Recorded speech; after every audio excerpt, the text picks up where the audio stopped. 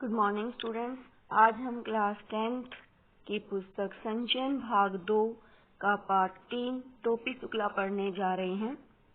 बेटा जो पाठ है टोपी शुक्ला काफी लंबा पाठ है, तो इसकी हम 2 वीडियो बनाएंगे। पहली वीडियो आप सुन रहे हो, दूसरी मैं बाद में सेंड करूंगी। बेटा टोपी शुक्ला एक कहानी है। इसमें बेटा 2 दोस्त हैं, एक हिंदू और एक मुस्लिम। जो हिंदू है उसका नाम टोपी है और जो दूसरा उसका दोस्त है टोपी का वो इफ़न है।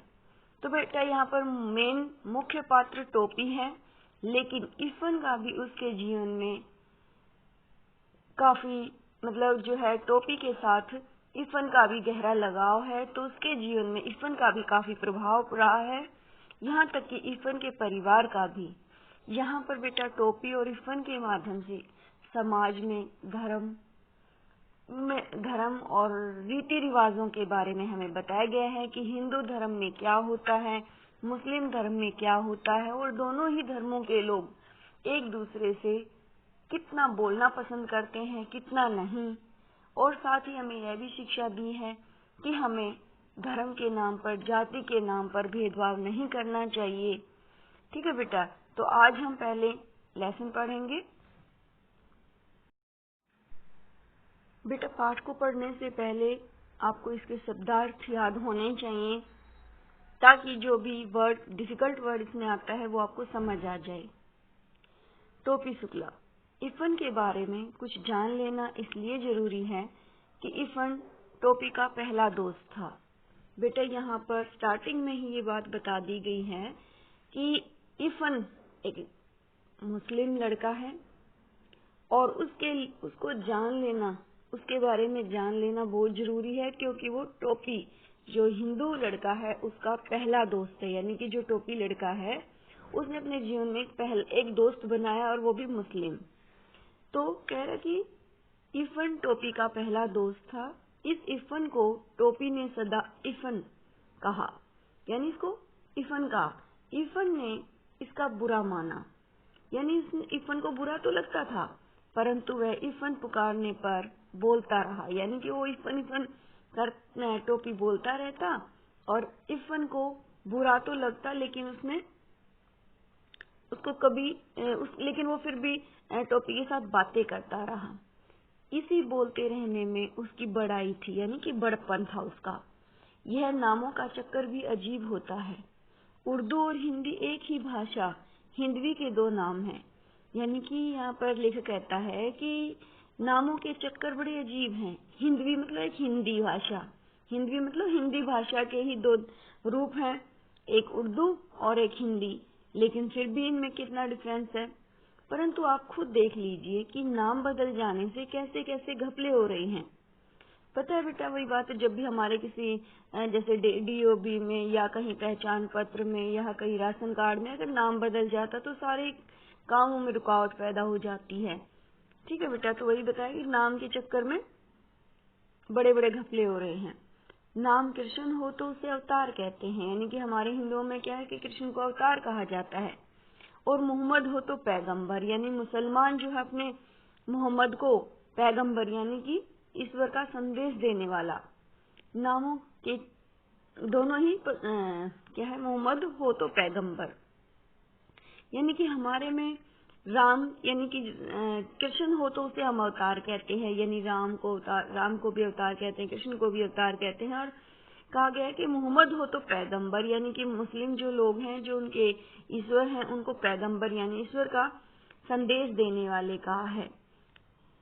नामों के चक्कर में पड़कर लोग भूल गए हैं कि दोनों ही दूध देने वाले जानवर चराया करते थे। यानी कि बेटा श्री कृष्ण भी और जो पैगंबर हुए हैं वो भी दूध देने वाले पशुओं को ही चराया करते थे। दोनों ही पशुपति गोवर्धन और ब्रज कुमार थे। इसीलिए तो कहता हूँ कि टोपी के बिना इफ़न के बिना टोपी न केवल यह कि अधूरे हैं बल्कि बेमानी है। इसलिए इफ़न के घर चलना जरूरी है। यानी कि दोनों ही बहुत ही अच्छे दोस्त थे कि टोपी के बिना इफ़न और इफ़न के बिना टोपी न केवल यह कि अधूरे हैं बल्कि बेमानी है, यानी कि वो दोनों बड़े अच्छे दोस्त हैं, उनको हम अलग अलग करके यहाँ पर प्रस्तुत नहीं कर सकते वो। इसलिए सबसे पहले हम अभी इरफान के घर के बारे में बताना चाहेंगे कि इरफान के घर का माहौल कैसा है, इरफान के घर में कौन कौन लोग हैं।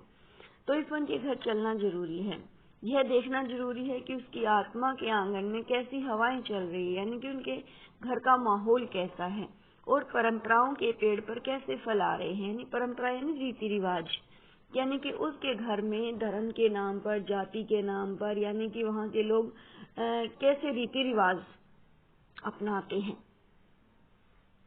इरफान की कहानी भी बहुत लंबी है, यानी इरफान के बारे में भी हमें बहुत सारी बातों के बारे में पता है, परंतु हम लोग टोपी की कहानी कह सुन रहे हैं, यानी कि लेखक कह रहा है कि हम मेन रूप से टोपी की कहानी कह सुन रहे हैं। इसलिए हम इरफान के बारे में सिर्फ इतना ही पढ़ेंगे जितना टोपी के जीवन से संबंधित है।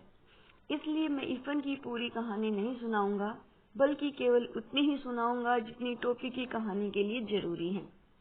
मैंने इसे जरूरी जाना इरफान के बारे में आपको कुछ बता दूं। यानी लेखक कहता है कि मैंने जरूरी समझा कि मैं पहले आपको इरफान के बारे में कुछ बता दूं, क्योंकि इरफान आपको इस कहानी में जगह जगह दिखाई देगा। न टोपी इरफान की परछाई है और न इरफान टोपी की, यानी कि ये एक ही, ये नहीं साथ रहेंगे, इसका मतलब ये परछाई हैं। ये दोनों दो आजाद व्यक्ति हैं, यानी स्वतंत्र व्यक्ति हैं। इन दोनों व्यक्तियों का डेवलपमेंट यानी विकास एक दूसरे से आजाद तौर पर हुआ है, यानी कि इरफान का मुस्लिम परिवार में अपने रीति रिवाज से, और टोपी का हिंदू परिवार में हिंदू रीति रिवाज से। इन दोनों को दो तरह की घरेलू परंपराएं मिली हैं, यानी रीति रिवाज।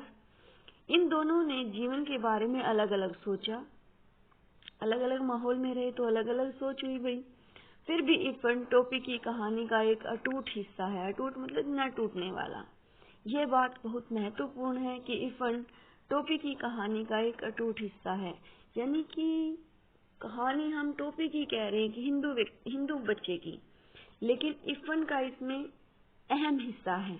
तो इसलिए यहाँ पर इरफान के बारे में लेखक बता रहे हैं। पहले मैं हिंदू मुस्लिम भाई भाई की बात नहीं कर रहा हूँ। यहाँ पर जो लेखक है वो यहाँ पर कह रहा है कि मैं हिंदू और मुस्लिम के बारे में, हिंदू मुस्लिम भाई भाई की बात नहीं कर रहा हूँ।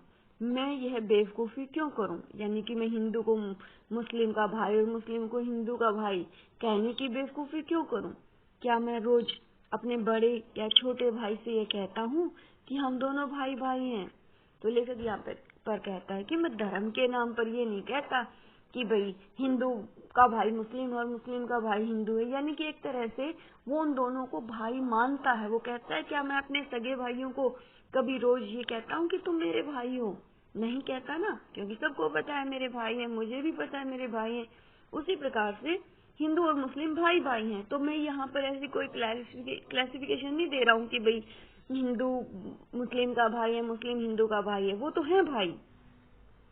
यदि मैं नहीं कहता तो क्या आप कहते? हिंदू मुसलमान अगर भाई भाई हैं तो कहने की जरूरत ही नहीं। ये कहता है कि अगर हिंदू और मुस्लिम भाई भाई हैं, यदि उनकी मन, उनका आत्मा एक है, तो उनको बार बार भाई भाई कहने की कोई जरूरत नहीं है, वो हैं। यदि नहीं है तो कहने से क्या फर्क पड़ेगा।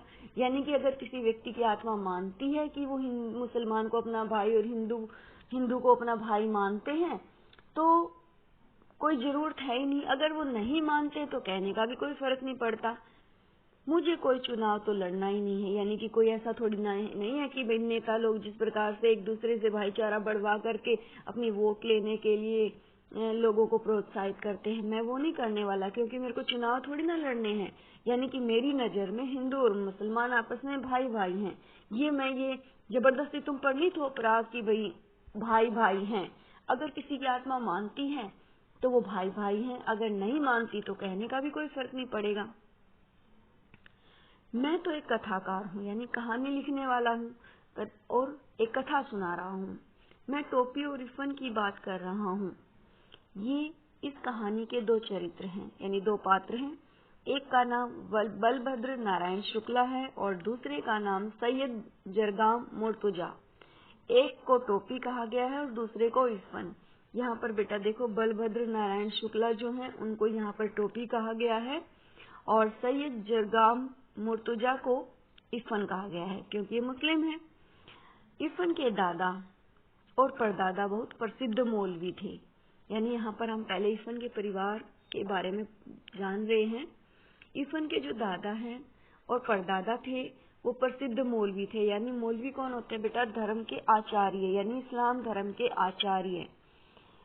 काफिरों के देश में पैदा हुए, काफिरों के देश में मरे, परंतु वसीयत मतलब जो मरने से पहले जो लिखा जाता है कि ये जमीन उसके नाम है, ये है वो है, अपनी वसीयत करके मरे की लाश जो है करबला ले जाई जाए। करबला बेटा मुसलमानों का एक धार्मिक स्थल है। उनकी आत्मा ने इस देश में एक सांस तक न ली।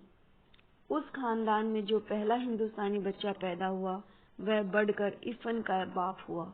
यानी कि यहाँ पर बताया गया है बेटा कि हिंदुस्तान में ये जो है इनके जो दादा परदादा जब यहाँ जो है दादा और परदादा यहाँ रहे तो वो एक तरह से जब मरने लगे तो उन्होंने अपनी वसीयत में लिखा कि हमारी लाश करबला ले जाई जाए। करबला एक जगह का नाम है जो मुसलमानों के लिए है, मुसलमानों की जगह है, तो क्या है लाश हमारी वहां दफनाई जाए। तो लेकिन जो इरफान के पिता हैं वो हिंदुस्तान में पैदा हुए थे। तो क्या कहा गया है ना कि पहला हिंदुस्तानी बच्चा पैदा हुआ वह बढ़कर इरफान का बाप हुआ। यानी कि इरफान के जो दादा परदादा थे वो करबला में पैदा हुए थे, यानी मुस्लिम इलाके में पैदा हुए थे। लेकिन यहाँ जो हिंदुस्तान में कौन पैदा हुआ था? इरफान का पिता। जब इरफान के पिता सैयद मुर्तजा हुसैन मरे तो उन्होंने ये वसीयत नहीं की कि उनकी लाश करबला ले जाई जाए। यानी कि उनके पिता ने नहीं कहा कि मेरी लाश को वहां ले जाना। वह एक हिंदुस्तानी कब्रिस्तान में दफन किए गए। इरफान की परदादी भी बड़ी नमाजी बीवी थी। नमाजी होता है नमाज पढ़ने वाली। करबला, नजफ, खुरासान, काजमेन और जाने कहां कहां की यात्रा कराई। बेटा ये सारे जो नाम है वो मुसलमानों के धार्मिक स्थल हैं। परंतु जब कोई घर से जाने लगता तो वह दरवाजे पर पानी का एक घड़ा जरूर रखवाती और मांस का सदका मतलब टोटका भी जरूर उतरवाती। यानी कोई जैसे हमारे यहाँ जब जाते हैं तो हम दही शक्कर खिलाते हैं, कोई शुभ कार्य के लिए जाते हैं और कहीं बाहर जाते तो टोकते नहीं है। तो यहाँ भी वही है कि वो जब घर से कोई बाहर जाता तो दरवाजे पर पानी का एक घड़ा रखवा देती थी और मांस का सदका भी जरूर उतारती थी, जैसे टोक उतारते हैं ना। इरफान की दादी भी नमाज रोजे की पाबंद थी, परंतु जब इकलौते बेटे को चेचक निकली तो वह चारपाई के पास एक टांग पर खड़ी हुई और बोली, माता मोरे बच्चे को माफ कर दियो। बेटा यहाँ पर दिखाया गया है कि जो इरफान की दादी है वो मुस्लिम है, वो नमाज रोजे वगैरह रखती है। लेकिन जब उसके बेटे को चेचक यानी माता जो बोलते हैं ना हमारे अपने में बड़ी माता, वो चेचक जब निकला तो वो धार्मिक यानी हमारे हिंदू में माता, हमारे हिंदुओं में माता की पूजा की जाती है ना, तो वो एक मुस्लिम होकर भी जब उसके बेटे को चेचक हुआ तो एक टांग पर खड़ी होकर बोली, माता मोरे बच्चे को माफ कर दियो। यानी कि उसने माता की भक्ति की, माता का गुणगान किया। पूर्व की रहने वाली थी, यानी कि जो बोली दिखाई दे रही है ना आपको इसमें, माता मोरे बच्चों को माफ कर दियो, ये पूर्वी भाषा है बेटा, पूर्वी बोली है। तो ये जो इरफान की दादी थी वो पूर्वी थी। 9 या 10 बरस की थी जब ब्याह कर लखनऊ आई। यानी कि जो इरफान की दादी है जब उसकी शादी हुई तो वो 9-10 साल की थी और वह पूर्वी थी, पूरब से आई थी। दूसरा ये जब शादी हुई तो 9-10 साल की थी, लेकिन इसकी शादी हुई तो ये कहाँ गई? लखनऊ आ गई। परंतु जब तक जिंदा रही पूर्वी बोलती रही। यानी कि क्या होता है बेटा, एक छोटा बच्चा जब दूसरे माहौल में आता है तो वो ढल जाता है। लेकिन जो लखनऊ की भाषा थी वो उर्दू थी, लेकिन ये पूरब की थी तो इनकी बोली पूर्वी थी। ये 9-10 साल की थी और यहाँ पूरी उम्र उसने गुजारी, लेकिन वो पूरा जीवन पूर्वी भाषा बोलती रही, उर्दू भाषा उसने नहीं बोली। लखनऊ की उर्दू ससुराली थी। ससुराली मतलब लखनऊ जहाँ वो शादी होकर आई थी उनकी जो भाषा थी वो उर्दू थी, तो वो ससुराली हो गई, यानी ससुराल की भाषा थी। वह तो मायके की भाषा को गले लगाए रही, क्योंकि इस भाषा के सिवा इधर उधर कोई ऐसा नहीं था जो उसके दिल की बात को समझता। यानी कि अपने पूरब से आकर के वो लखनऊ में आकर बस गई थी, यानी उसकी शादी हो गई थी, तो यहाँ भी वो अपनी भाषा बोलती रही, और वो उस भाषा को इसलिए बोलती रही क्योंकि उसे यहाँ अपने आसपास और कोई अपना दिखाई नहीं देता था सिवाय अपनी भाषा के। जब बेटे की शादी के दिन आए तो गाने बजाने के के लिए उनका दिल फड़का, परंतु मौलवी के घर गाना बजाना भला कैसे हो सकता था। यहाँ पर बताया गया बेटा कि जो स्त्री के मन की जो बात है, वो अगर पुरुष जिंदा होता है, अगर वो उस चीज को नहीं मानता तो वो उसको वो काम नहीं करने देता। यहाँ पर स्त्री के बंदिश दिखाई गई हैं कि जो इफन की दादी थी, उसके बेटे की यानी कि इफन के पापा की जब शादी होनी थी, तो जैसे अपने यहाँ शादी में बैंड बाजा बजता है, गीत होते हैं, डांस होते हैं, तो वो करना चाहती थी, लेकिन जो मुसलमानों में तो ऐसा होता नहीं है। तो उसके पिता जिंदा थे, यानी कि इफन के दादा जिंदा थे, तो उसकी दादी मन महसूस कर रह गई, वो कुछ नहीं कर पाई। हाँ, इफन की छठी मतलब बच्चे होने के छठे दिन, पर उन्होंने जी भरकर जश्न मनाया। इसलिए मनाया क्योंकि उस समय तक इफन के दादा एक्सपायर हो चुके थे, उसके दादा जिंदा नहीं थे, तो उसको रोकने टोकने वाला कोई नहीं था। बात यह थी कि इफन अपने दादा के मरने के बाद पैदा हुआ था। मर्दों और औरतों के इस फर्क को ध्यान में रखना जरूरी है, क्योंकि इस बात को ध्यान में रखे बगैर इफन की आत्मा का नाक नक्शा समझ में नहीं आ सकता, यानी कि रूप रंग। यहाँ पर इफन की आत्मा का हाँ जी, यहाँ पर बेटा देखो कि अगर पुरुष किसी काम को करने के लिए मना करता है तो स्त्री उस काम को नहीं कर सकती। तो इसलिए इफन की जो दादी है वो अपने बेटे की शादी में तो गाना बजाना नहीं कर सकी, लेकिन इफन के जन्म पर, इफन का जब जन्म हुआ तो उसके दादा की डेथ हो चुकी थी, तो इफन की दादी ने अपना मन का किया और उसने खूब गाना बजाना किया। इफन की दादी किसी मौलवी की बेटी नहीं थी, बल्कि एक जमींदार की बेटी थी। दूध घी खाती हुई आई थी, परंतु लखनऊ आकर वह उस दही के लिए तरस गई जो घी पिलाई हुई काली हांडियों में असामियों के यहाँ से आया करता था।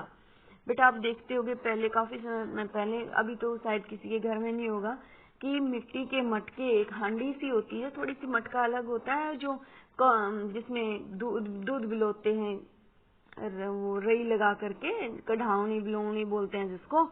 वो जब मिट्टी की होती है तो उसको जब डेली उसमें दही जमाते हैं, मक्खन निकालते हैं, तो वो हांडी है ना, अच्छा सारा घी पी करके चिकनी चिकनी सी, और साथ में रंग भी उसका काला काला सा हो जाता है। तो वो कहती है कि इफन की जो, यहाँ पर लेखक कहता है कि इफन की दादी कोई मौलवी की बेटी नहीं थी, वो एक जमींदार की बेटी थी और खूब दूध घी खाया करती थी अपने घर पे। लेकिन अब यहाँ आई तो मौलवी की पत्नी बन गई, तो यहाँ पर कोई भैंस वगैरह, पशु वगैरह कोई नहीं रखता था, तो यहाँ पर वो उस दही के लिए भी तरस गई थी जो काली हांडियों में, यानी काली हांडी का मतलब है हमारी कढ़ावनी बिलोवनी। बस मायके जाती तो लपड़ छपड़ जी भर के खा लेती थी, यानी घर जाती तो वहाँ जी भर के खाया आया करती थी।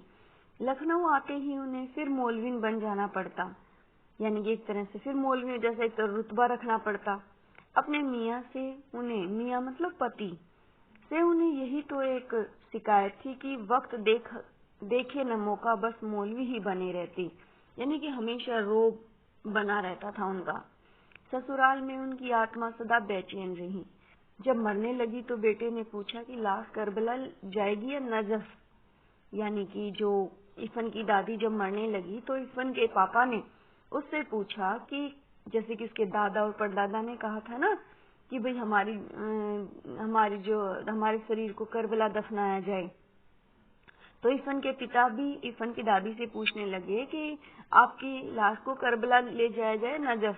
तो बिगड़ गई, यानी गुस्सा हो गई, बोली ए बेटा, जऊन तू से हमारी लाश ना संभाली जाए ना तो हमरे घर भेज दियो, यानी कि यहाँ पर वो अपनी पूर्वी बोली में कहती है अगर मेरी लाश ना संभाली जाए ना तो मेरे मायके भेज दियो। मौत सिर पर थी, इसलिए उन्हें यह याद नहीं रह गया था कि अब कहाँ घर है, घर कहाँ है? घर वाले कराची में हैं और घर कस्टोडियन का हो चुका है। कस्टोडियन बेटा जैसे सरकार द्वारा संपत्ति को जब्त कर लेना, उसको अपनी कस्टडी में ले लेना, ठीक है, अपने अधिकार में ले लेना। तो यहाँ पर जो है लेखक बताता है कि इरफान के पापा जब इरफान की दादी से पूछता है कि तुम्हारी लाश को करबला ले जाया जाए या नजफ, तो वो गुस्से में आकर कहती है कि मेरी लाश को मेरे मायके भेज देना। लेकिन अब यहाँ पर लेखक ये भी बता रहा है कि उसकी जो दादी है वो मरने को हो रखी है ना, तो उसको कुछ याद नहीं है, क्योंकि उसको पता होना चाहिए कि उसके जो मायका है वहाँ के जो सारे लोग हैं वो कराची में जाकर बस गए हैं और उसका जो घर है वो सरकार के अधिकार में आ चुका है। परंतु उसको कहाँ ये याद था उस टाइम। मरते वक्त किसी को ऐसी छोटी छोटी बातें भला कैसे याद रह सकती हैं। उस वक्त तो मनुष्य अपने सबसे ज्यादा खूबसूरत सपने देखता है, कब? जब वो मरने वाला होता है। यह कथाकार का ख्याल है, क्योंकि वह अभी तक मरा नहीं है। यानी कि लेखक के मन की बात है कि हो सकता है मरने से पहले अपने सबसे सुंदर खूबसूरत सपने वो याद करता हो, लेकिन ये कोई सच्चाई नहीं है बेटा, ये लेखक कह रहा है अपने हिसाब से। इरफान की दादी को भी अपना घर याद आया, यानी कि सबसे खूबसूरत जो जीवन का हिस्सा उसने गुजारा था वो चीज उसको याद आई। ये लेखक का मानना है कि उन्हें अपने सबसे खूबसूरत सपने यानी जिंदगी में जिए हुए सबसे खूबसूरत लम्हे उन्हें याद आते हैं मरते वक्त। तो इरफान की दादी को भी अपना घर याद आया। उस घर का नाम कच्ची हवेली था। कच्ची इसलिए कि वह मिट्टी की बनी हुई थी। उसे दशहरी आम का वह बीजू पेड़, दशहरी आम का बीजू पेड़ वो होता है बेटा जो आम की गुठली से, जैसे गुठली को नीचे जमीन में दबा दिया और उससे पेड़ निकल आया हूँ, तो उन्होंने अपने हाथ से लगाया था और जो उन्हीं की तरह बूढ़ा हो चुका था। ऐसी ही छोटी छोटी और मीठी मीठी बेशुमार मतलब बहुत ज्यादा चीजें याद आई। वह इन चीजों को छोड़कर भला करबला या नजफ कैसे जा सकती थी। यानी कि वो करबला और नजफ न जा करके अपने घर जाना चाहती थी। वह बनारस के फातमेन में दफन की गई, क्योंकि मुर्तुजा हुसैन को की पोस्टिंग उन दिनों वहीं थी। यानी उन्हें बनारस के फातमेन जो है कब्रिस्तान उसमें दफनाया गया, क्योंकि उस समय इरफान के जो पिता की पोस्टिंग थी वो यहीं पर थी बनारस में। इरफान स्कूल गया हुआ था, यानी कि जब इरफान की दादी मरी ना उस समय इरफान जो स्कूल गया हुआ था। नौकर ने आकर खबर दी कि बीबी का देहांत हो गया। बीबी मतलब यहाँ पर इरफान की दादी के लिए प्रयोग किया गया है। इरफान की दादी बीबी कही जाती थी। इरफान तब चौथे में पढ़ता था, यानी चौथी कक्षा में पढ़ता था और टोपी से उसकी मुलाकात हो चुकी थी। यानी कि इरफान और टोपी दोनों ही चौथी कक्षा के स्टूडेंट थे, यानी 7-8 साल के बच्चे थे। इरफान को अपनी दादी से बड़ा प्यार था। प्यार तो उसे अपने अब्बू, अपनी अम्मी, अपनी बाजी मतलब बड़ी बहन और छोटी बहन नुजहत से भी था, परंतु दादी से वह जरा ज्यादा प्यार किया करता था। अम्मी तो कभी कभार डांट मार लिया करती थी, बाजी का भी यही हाल था। अब्बू भी कभी कभार घर को कचहरी यानी न्यायालय समझकर फैसला सुनाने लगते थे। नुजहत को जब मौका मिलता उसकी कॉपियों पर तस्वीरें बनाने लगती थी। बस एक दादी ही थी जिन्होंने कभी उसका दिल नहीं दुखाया था। वह रात को भी उसे बहराम डाकू, अनार परी, 12 बुर्ज, अमीर हमजा, गुलकाबली, हातिम काई, पंचफुल्ला, रानी की कहानियां सुनाया करती थी। यानी कि उसके जो पिता हैं वो डांट देते, मम्मी भी डांट देती, बड़ी बहन भी डांट देती, यहाँ तक कि छोटी बहन नुजहत भी उसकी कॉपियों को फाड़ देती थी, यानी उसको तंग करती थी। लेकिन एक दादी ही थी जो उसे तंग नहीं करती थी, यहाँ तक कि वो उन्हें कहानियां भी सुनाती थी। सोता है संसार, जागता है पाक। पाक मतलब पवित्र, ईश्वर के लिए प्रयोग किया गया है। परवदिगार यानी पवित्र परवदिगार। आंखों की देखी नहीं कहती, कानों की सुनी कहती हूँ कि एक मुल्क में एक बादशाह रहा। यानी कि यहाँ पर जो इसकी दादी है अपनी पूर्वी भाषा में उसको कहानियां सुनाती है कि एक मुल्क में एक राजा था। दादी की भाषा पर वह कभी नहीं मुस्कुराया, यानी कि वो इस तरह से बोलती थी, कभी उस पर हंसा नहीं। उसे तो अच्छी भली लगती थी, परंतु अब्बू नहीं बोलने देते थे। यानी इसके जो अब्बू थे वो कलेक्टर थे और वो इस पूर्वी बोली को पसंद नहीं करते थे। यानी इरफान के पिता अपनी माँ की बोली को पसंद नहीं करते थे, तो वो इरफान को भी डांटते थे। और जब वह दादी से उसकी शिकायत करता तो वह हंस पड़ती। ए मोरा का है बेटा, अनपढ़ गवारन की बोली तू काहे को बोले लागे। यानी कि बेटा मैं तो गवार हूँ, मेरी बोली तू क्यों बोलेगा, अपने अब्बा की ही बोली बोलो। बात खत्म हो जाती और कहानी शुरू हो जाती। तऊ बादशाह का की हिस्सी की तुरंते एक ठो हिरन मार लिया वा। अपनी पूर्वी बोली में कहती कि उस राजा ने 2 हिरन मार गिराए। यही बोली टोपी के दिल में उतर गई थी। यानी टोपी जब इरफान के घर जाता ना तो ये बोली उसको बड़ी ही अच्छी लगी थी।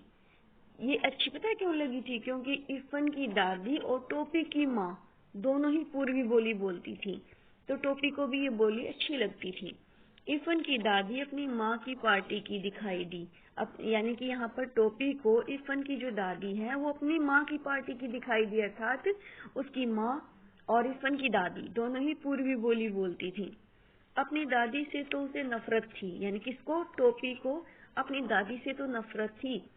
जाने कैसी भाषा बोलती थी। इरफान के अब्बू और उसकी भाषा एक थी। यानी कि यहाँ पर बेटा ऐसे बता दिया गया है कि जो इरफान की दादी की बोली थी और उसकी टोपी की माँ की जो बोली थी ना वो एक जैसी थी, इसलिए इरफान की दादी टोपी को अपनी माँ की पार्टी की दिखाई दी। लेकिन जो टोपी था वो अपनी दादी से प्यार नहीं करता था, अपनी दादी से नफरत करता था। फिर जाने कैसी भाषा बोलती थी। इरफान के अब्बू और उसकी भाषा एक थी। यानी कि यहाँ पर क्या बताया गया है कि इरफान की दादी और टोपी की माँ की एक भाषा थी और इरफान के पिता और टोपी की दादी की एक भाषा थी। जब इरफान के घर जाता तो उसकी दादी ही के पास बैठने की कोशिश करता। इरफान की अम्मी और बाजी मतलब इरफान की बड़ी बहन से वह बातचीत करने को भी कभी कोशिश नहीं करता था। वो दोनों अलबत्ता यानी हमेशा उसकी बोली पर हंसने के लिए उसे छेड़ती, परंतु जब बात बढ़ने लगती तो दादी बीच बचाव करती। यानी कि यहाँ पर जो टोपी है वो इरफान के घर जाता तो ज्यादातर इरफान की दादी के पास ही रहना पसंद करता था। जब उसकी इरफान की जो है अम्मी और उसकी बड़ी बहन कुछ बातें करती तो उसमें बीच बचाव उसकी दादी ही करती थी। किसकी? इरफान की दादी। तय काहे को जाथे उन संबन के पास, मुंह पिटावे को झाड़ू मारे। यानी कि तू उनके पास मत जा, उनके पास क्यों जा रहा, मेरे पास आ, चल इधर आ, वह डांट कर कहती। परंतु हर शब्द शक्कर का खिलौना बन जाता, अमावट बन जाता। अमावट मतलब आम की मिठास जैसा। तिलवा बन जाता यानी तिल से बनाए हुए पकवान यानी मीठा एक तरह से। और वह चुपचाप उसके पास चला जाता। यानी कि जब टोपी इरफान के घर जाता ना तो इरफान की अम्मी और उसके जो बड़ी बहन थी वो उसका मजाक उड़ाती, जबकि इरफान की दादी उसे समझाती और अपने पास बुलाती। तो इरफान को इस टोपी को है ना इरफान की दादी ज्यादा पसंद थी। तोरी अम्मा क्या कर रही है? यानी कि इरफान की दादी टोपी से पूछती कि तुम्हारी माँ क्या कर रही है। दादी हमेशा यही से बात शुरू करती। पहले तो वह चकरा जाता कि यह अम्मा क्या होता है। अम्मा कहती ना वो, क्योंकि अम्मा मुस्लिम में माँ को कहते हैं।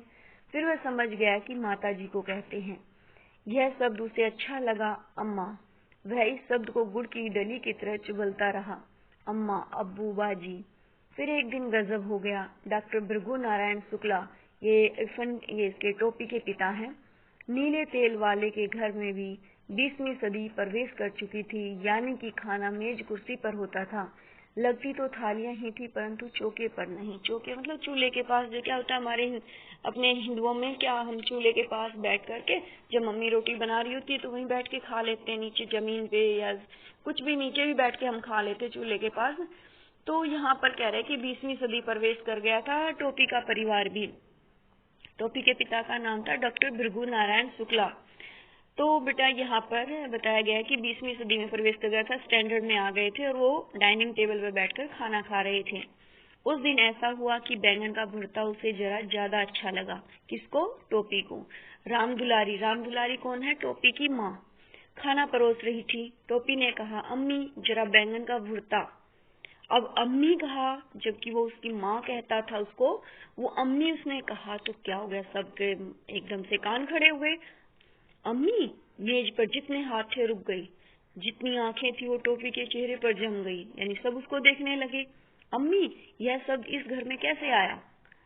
अम्मी, परंपराओं की दीवारें डोलने लगी, यानी कि हम ऐसे इस तरह से कि जो रीति रिवाज थे उसकी, उनको लगा कि ये जो टोपी है वो अम्मी वर्ड कैसे बोल रहा है, मुस्लिम वर्ड है। तो ये लफ्ज, ये शब्द तुमने कहाँ सीखा?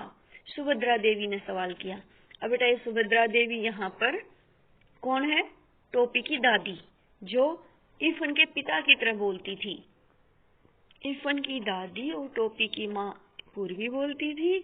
इरफान के पिता और टोपी की दादी एक भाषा बोलती थी। तो यहाँ पर जो इसकी टोपी की दादी है वो चिल्लाई कि ये लफ्ज, ये शब्द कहाँ से सीखा तूने? लफ्ज, टोपी ने आंखें नचाई। लफ्ज का होता है, लफ्ज का होता है माँ। ये अम्मी कहना तुमको किसने सिखाया है? दादी गर्जी। ई हम इरफान से सीखा है। उसका पूरा नाम क्या है? ई हम ना जानते। ते कौनो मियाँ के लड़का से दोस्ती कर लिए बायकारे, यानी कि ये बात की ये बोली कि कहीं तूने किसी मियाँ यानी कि मुस्लिम के लड़के से तो दोस्ती नहीं कर ली है। ये राम दुलारी की आत्मा गनगना रही गई, यानी कि ऊपर वाली ये लाइन बताई गई ना, मैं ते कौना मियाँ के लड़का से दोस्ती कर लिए बायकारे, यानी कि ये बात राम दुलारी यानी कि टोपी की माँ कह रही है कि तुमने किसी मुस्लिम लड़के से दोस्ती तो नहीं कर ली है। फिर राम दुलारी यानी कि जो सुभद्रा कुमारी, जो इरफान टोपी की जो दादी है, वो बोली, बहू तुमसे कितनी बार कहूँ कि मेरे सामने गवारों की है जबान न बोला करो। सुभद्रा राम दुलारी पर बरस पड़ी। अब लड़ाई का मोर्चा बदल गया, यानी कि अब तक तो जो है सुभद्रा कुमारी, सुभद्रा जी इसको टोपी को डांट रही थी, लेकिन अब जो है वो अपनी बहू को यानी कि टोपी की माँ को डांटने लगी उसकी बोली के लिए, क्योंकि वो बीच में अपनी बोली में बोल पड़ी थी, जो वो कभी पसंद नहीं करती थी उसकी बोली को। दूसरी लड़ाई के दिन थे, इसलिए जब डॉक्टर भृगु नारायण नीले तेल वाले यानी दूसरे दिन फिर लड़ाई हो रही थी, नारायण नीले तेल वाले को यह पता चला कि टोपी ने कलेक्टर साहब के लड़के से दोस्ती गांठ ली है, तो वह अपना गुस्सा पी गई और तीसरे ही दिन कपड़े और शक्कर के परमिट ले आई। यानी कि यहाँ पर जो है टोपी के पिता को जब ये पता चला कि टोपी ने किसी कलेक्टर के बेटे मुस्लिम और जिसका मुस्लिम परिवार के बेटे से दोस्ती कर ली है और उसका पिता कलेक्टर है, तो उसको है ना थोड़ा सा उसको थोड़ा सा फायदा नजर आया उसकी दोस्ती में, क्योंकि कलेक्टर की पोस्ट बड़ी होती है और उसको परमिट मतलब एक तरह से किसी चीज को करने की अनुमति सरकार की तरफ से दी जाना, यानी कि परमिट मिल गया, कहते इसको ये काम करने का परमिट मिल गया। तो तीसरे ही दिन जाकर के इसकी दोस्ती का फायदा उठा लिया और कलेक्टर के पास जाकर के शक्कर और कपड़े का परमिट यानी कि अनुमति ले आया उसको बेचने की। परंतु उस दिन टोपी की बड़ी दुर्गति बनी, यानी कि दशा बुरी हो गई। सुभद्रा देवी तो उसी वक्त खाने की मेज से उठ गई, यानी कि जब उसने अम्मी कहा, और राम दुलारी ने टोपी को फिर बहुत मारा, यानी कि टोपी की माँ ने उसको बहुत मारा। ते फिर जयबे ओकरा घरे, हाँ यानी कि तू उनके घर फिर से जाएगा। अरे तोहरा हाँ में लुकारा आगे माटी मिलाऊ, यानी कि आगे से मेरे को ये दिखाई दिया ना, तो वहां जाएगा तेरे को मिट्टी में मिला दूंगी। राम दुलारी मारते मारते थक गई, परंतु टोपी ने यह नहीं कहा कि वह इरफान के घर नहीं जाएगा। मुन्नी बाबू और भैरव उनकी कुटाई का तमाशा देख रहे थे। कुटाई मतलब पिटाई। यहाँ पर मुन्नी बाबू और भैरव कौन है? इरफान के भाई हैं। हम एक दिन एक और रहीम कबाबची की दुकान पर कबाबों खाते देखा रहा, यानी कि यहाँ पर मुन्नी बाबू ने टुकड़ा लगाया, यानी कि मुन्नी बाबू ने यानी कि टोपी की माँ टोपी को मार रही थी और इसमें इसके दोनों भाई मुन्नी बाबू और भैरव देख रहे थे। तो अब क्या हुआ, क्या देखते हो कि बच्चे जब माँ एक बेटे को मार रही है तो दूसरा उसको 2-4 और लगा देता है कि मम्मी उसकी ज्यादा पिटाई करी। तो वही काम या मुन्नी ने किया, मुन्नी बाबू ने किया। उसने कहा हाँ मैंने इसे देखा था कि ये एक दिन कबाबची की दुकान पर बैठ करके कबाब खा रहा था, यानी कि मांस खा रहा था। कबाब, राम राम राम, यानी राम दुलारी कहती है अरे कबाब खा रहा था। राम दुलारी गिन्ना के 2 कदम पीछे हट गई, यानी घिन करके कि अरे कबाब, ये मांस खा रखा है इसने, दूर हो जा। टोपी मुन्नी की तरफ देखने लगा, यानी कि क्योंकि वो झूठ बोल रहा था, क्योंकि असलियत यह थी कि टोपी ने मुन्नी बाबू को कबाब खाते देख लिया था। यहाँ पर जो मुन्नी बाबू है वो टोपी का बड़ा भाई है, लेकिन उसने जब राम दुलारी यानी उसकी माँ उसको टोपी को मार रही थी तो उसने ये और कह दिया कि मैंने इसको मांस खाते हुए देखा था, जबकि मांस मुन्नी बाबू खा रहा था। और मुन्नी बाबू ने उसे एक इकन्नी रिश्वत भी दी थी इसके लिए कि वो अपनी माँ को ना बताए। टोपी को यह मालूम था, परंतु वह चुगलखोर नहीं था, यानी उसको पता था कि मुन्नी बाबू मांस खाता है, लेकिन टोपी चुगलखोर नहीं था, चुगली नहीं करता था, इसलिए वो उसने माँ को नहीं बताया। लेकिन उसने तो दूसरा ही पलड़ा भारी कर दिया, यानी कि उसी के ऊपर वो गलती थोप दी। उसने अब तक मुन्नी बाबू की कोई बात इफन के सिवा किसी और को नहीं बताई थी। तो हमें कबाब खाते देख रहे हो, यानी कि ये टोपी कहता है कि तूने मुझे कबाब खाते हुए देखा था ना, देख रहा हो दिन। मुन्नी बाबू ने कहा हाँ देखा तो था, उस दिन तू खा रहा था।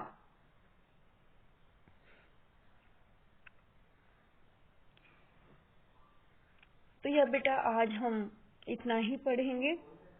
अब जो आगे का जो पाठ का जो भाग है वो हम दूसरी वीडियो में पढ़ेंगे। आशा है बेटा आपको समझ आ गया होगा। धन्यवाद।